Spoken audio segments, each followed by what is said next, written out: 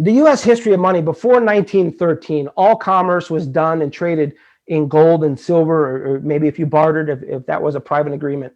But by and large, major finance was done in gold and silver. 1913, under President Woodrow Wilson, when he came on the scene, he got duped into the system of fiat paper money. They called it gold-backed certificates. It was a paper money like we know today, $10, $20 bill. It had a little gold yellow seal on it that says, don't worry, don't worry. As a matter of fact, I got to say this little detail. It was in our founding documents in the United States government here that that warned people, if anybody tries to make gold or anything money other than gold and silver, let them be hanged. It's in our founding documents. They don't want to let you know this, but it is in our founding documents, because gold and silver is God's money, and it keeps the integrity of your country safe. That said, 1913 said, no, don't worry about it. Don't worry. This is called fiat money, paper money, and you can exchange your fiat for real money at the banks at any time. So don't worry. This is just helping commerce to be faster and more efficient. So it sounds good to the ear, right? So that's how we got duped in it. I'm going to show you some quotes by him and some other people.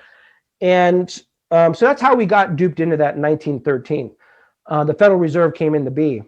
Fast forward in 1944, it's called the Bretton Woods Agreement, that every nation in the world since 1944, they pegged their currency. So if you're in New Zealand, Canada, Australia, Philippines, India, your currencies were valuable because your currency, your country pegged your currency to the dollar, which was backed by gold.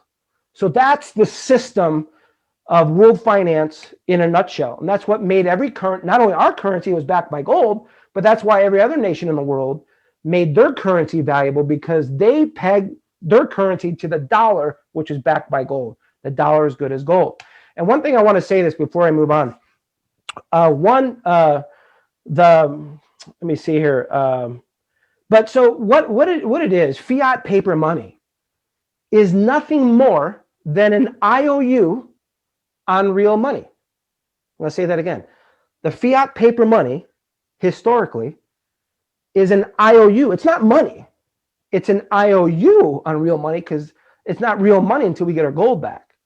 So fast forward, 1913, the Federal Reserve came to be. 44, every other nation in the world backed their currency pegged it to the US dollar. Fast forward, 1971, under President Nixon.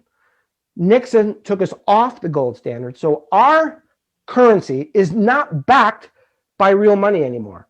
And every other currency around the world for the past 50 years, their currency is not backed by real money. So what has happened in the last 50 years is the world's biggest Ponzi scheme that the world's ever seen. But because of the lack of education, because of technology like this, the internet, Zoom, live feeds, people haven't been educated on what the real history of money has been. And so it's a huge Ponzi scheme. And this Ponzi scheme maybe it starts tomorrow. I don't know. I don't know what the future holds. But within 1 to 3 years, this global Ponzi scheme is coming to an end.